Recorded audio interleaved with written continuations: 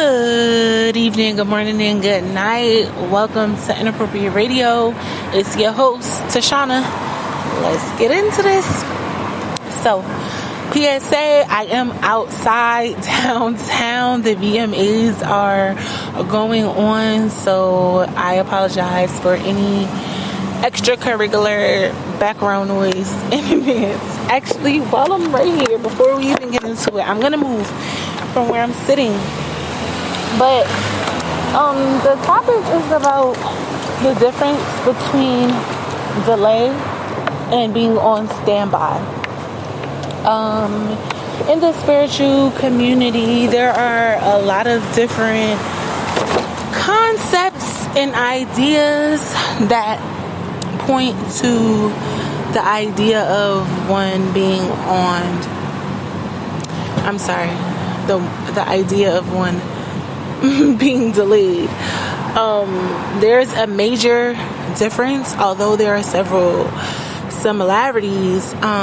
If you ask someone, depending on the spiritual or religious community they come from, you're going to get a different response. So if you ask someone who is like a Christian, like a traditional Christian, and they may, study and read out of the Bible, and they may go to like a traditional church, whether it be Baptist or Pentecostal or whatever it may be, right?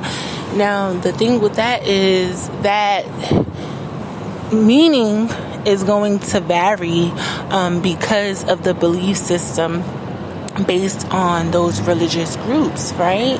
This delay is pretty much you not getting the rewards or the promises that are from the Creator. More than likely, if you are awaiting anything from the Creator, you already know what it is, or else you wouldn't be waiting, right? You would have this really grand idea of what it is that may be required to get there.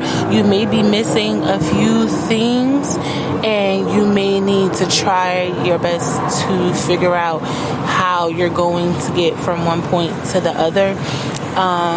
This more than likely entails you having to break at least two bloodlines, one that would be correlated to your father's side or your paternal side, and then the other being related to the maternal side or your mother's side, right? So this particular thing that would have you in this delayed status would more than likely be correlated to your soul's journey or your soul's purpose, and just the overall enhancement or progression of your soul.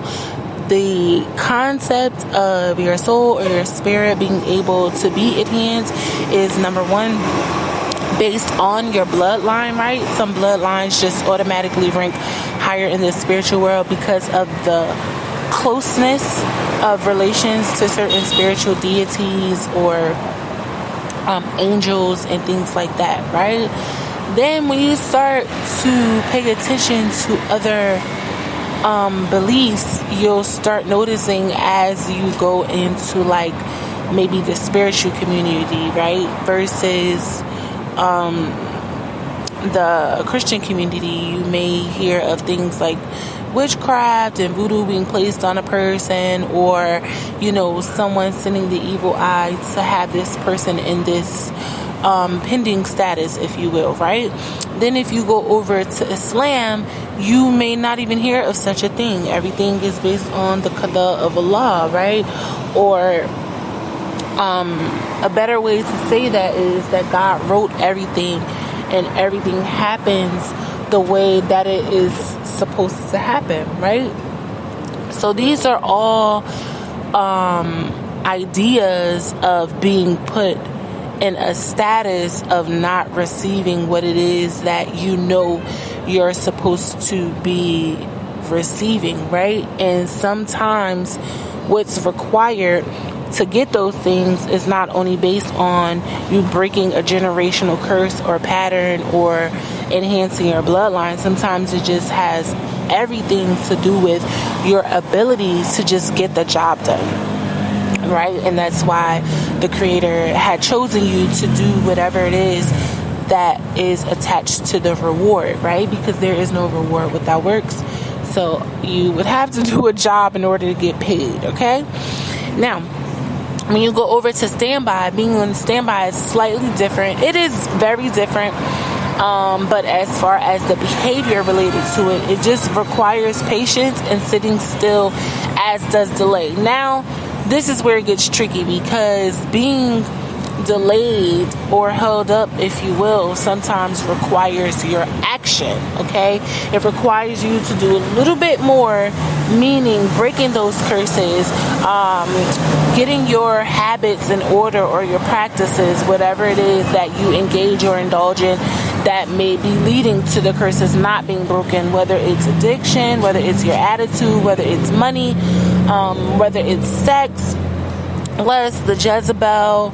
It's going to vary, right? This is all subjective. Now, when you go over to being on standby, you pretty much are just waiting for like things to pop off, right? God is already instructed you. All of the lessons that are to be learned up until this point have been learned. You know what it is that you need to be doing. You're actively doing it. And you're just waiting for the movement to occur as far as what the Creator is suggesting or guiding you to do. This may sound like it's not that different, but trust me, it's a major difference, because being on standby means that at any given moment you are going to have to apply your gifts, and you have no idea when that moment may be. Okay? Being on standby means that you have absolutely no concept or idea as to when, where. You may know the why and the how, but you more than likely don't, because this is just how the Creator works, unless you know this is something that He's prepared you for, and it's specific and particular. And again, it's a subjective thing, and as these things come up, He'll finagle you into situations where you would have no choice but to use your gifts. I'll give you an example. You know you have the gift of tongues. You know that you're clairvoyant, clairaudient. Well, you're all the clairs, right? And you are a seer.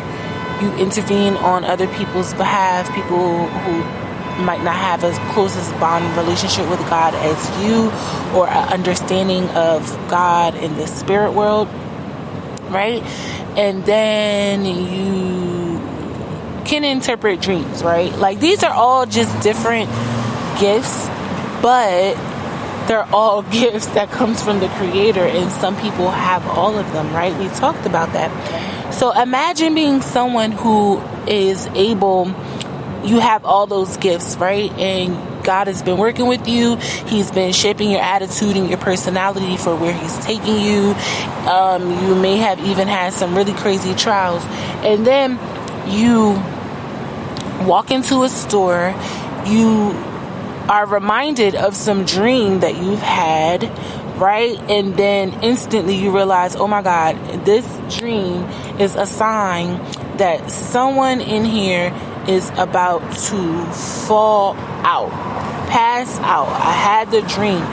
Immediately you start praying. You go into prayer. You start your seership gears in, right? Your ability to be a seer kicks in. Your ability to speak tongue kicks in. You start speaking and praying in tongues. And then next thing you know, the person that was in your dreams that passed out, you see them walk inside of the door. Your ability to use those gifts has now presented itself. Your opportunity, rather, right? The time has come for you to apply what you know to a scenario, a real life scenario. And this is where we start to get a little shaky, because we need to be able to identify the proper times, right? As stewards, as sheep, as students, as whatever you would consider yourself as, being someone who is obedient, right, to the Creator, not only an obedient person, but someone who is a willing participant. Because sometimes God will give you gifts, He will give you signs, He will give you symbols, He will give you talents, He will give you a bunch of things, and you just want to know why He chose you, right? So that's not necessarily indicative of someone who is revved up about fighting the spiritual war and doing the Lord's work, right? You have to place yourself in an energy where you can understand what it is that you're supposed to be doing, and appreciate and be grateful that God has chosen you to do whatever it is that He's chosen you to do, right? He's called on you. And sometimes, a lot of people like, oh, someone can steal your destiny, yada, yada, yada, yada.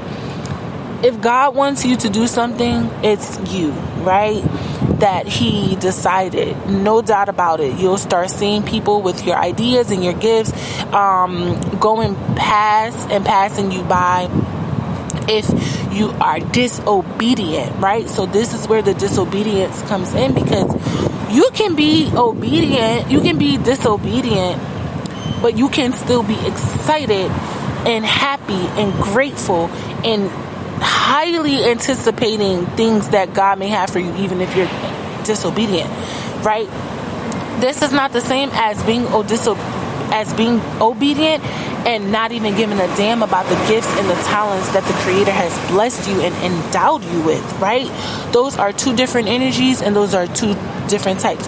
Who do you think God is going to bless more? The one who is disobedient but is still grateful and still humble and still thankful and still gracious and still consistent within their beliefs, or the person who is obedient but they just don't even care, right? They're not appreciative, and they could care less about what God is doing in them and with them and around them.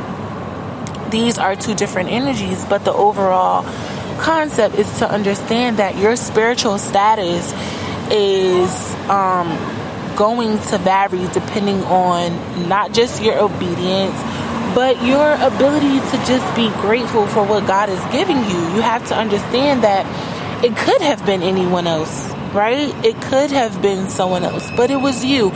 So even if you want to know like why, that's something that I think everyone who has a really solid relationship with the Creator, who's been through spiritual warfare, who's been endowed with gifts and talents, and who's just walking the spiritual path, I think that is probably the first question, maybe before, but definitely after all the dust settles and you're there by yourself, isolated, trying to figure out yourself and what the hell is going on and why you're so goddamn crazy, right? It may very well be the first question that you ask yourself or the Creator, or you just want to know, like, why me? And more than likely it's related to your bloodline. Like, it's like a 90 to 95% chance that it's your bloodline. I mean, sometimes your bloodline is damned and cursed, and the Creator will just choose you just to prove a point. So again, all of that is subjective. So before we go, I just want to thank you guys, for just rocking out and tuning in. And you don't have to take my word for it. You can always check in with the Creator, do your own research. Everything that I discuss is Googleable, right? You can research it. You don't have to listen to me. You don't have to believe me. You can literally take this to God and ask Him, how legit am I? And just test the spirit. This is not about me. I'm just trying to be obedient and do what God is telling me to do. And I'm also trying to just understand what the hell I'm even doing with this, right? But I'm going to end it here. I do love y'all. I hope y'all are drinking your water, eating y'all fruit and vegetables, and sipping on your own tea because it's free. And yeah, I hope y'all are grateful and excited, man. Could be anybody, but God chose you. All right. Love y'all.